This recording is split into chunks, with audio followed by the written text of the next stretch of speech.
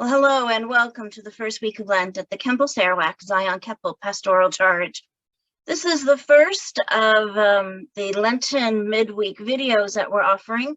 This is for those who are still not feeling comfortable to come to worship, and for anyone else who might like to take a break in the middle of their Lenten week and spend a bit of time in reflection. We will be basing these midweek reflections on the scripture passages that are preached on the previous Sunday. And so this week we will be looking at the story in the Gospel of John of Jesus raising Lazarus. And so have you ever felt deader than dead? I mean, it's a feeling of finality, as though there's no possible way to carry on. See, I witnessed this when figure skater Camila Valenvina courageously took to the ice and began her final routine at the Olympics. The look in her eyes was the deader than dead look. And as she picked herself up to skate while weighed down by her circumstances, many in the stands were moved to tears.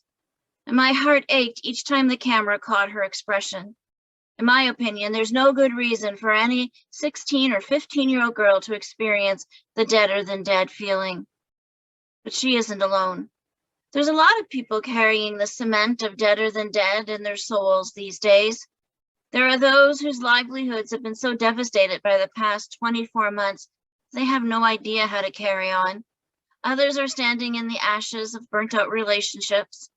And I've lost count of how many of my friends and family members have chosen early retirement in the past 12 months from one occupation or another because they simply could no longer stir up the ambition to carry on. And Lazarus, well, he walked the path of deader than dead. After a severe illness, he weakened to the point of exhaustion, and by the time he took his final breath, his sisters, Mary and Martha, were tearfully wringing their hands. I mean, they knew something that most of us often forget.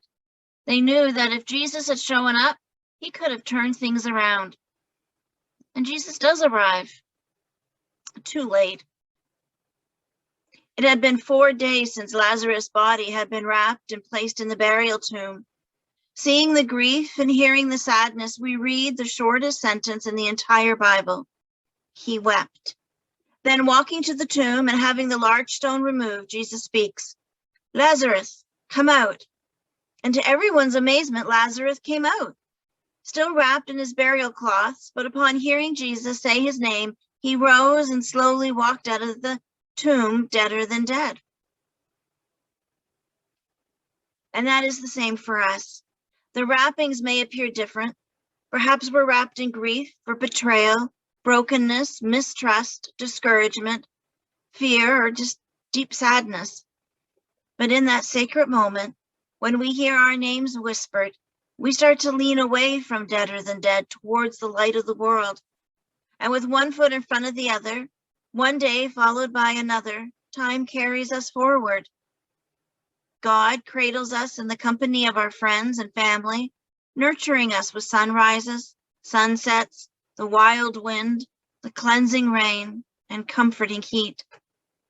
Slowly, hope and joy take root within us, and one day we look back and we see the distance that we have traveled. And so when that young figure skater arrived home, there was a celebration waiting for her at the airport, and the photo showed a young 15-year-old smiling and genuinely relieved to be amongst those whose love will guide her back to life. So this week, as we begin our Lenten journey, this is a journey into the shadows of the deader of dead, but it must be traveled so we can arrive to the morning of jubilation. And each year we inevitably arrive to the new life promised, and each time it's a celebration like it's never been before.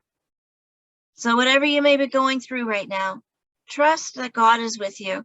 Trust that whatever it is you're going through, it's not the end of the story. There are better days ahead. Blessings on your first week of Lent.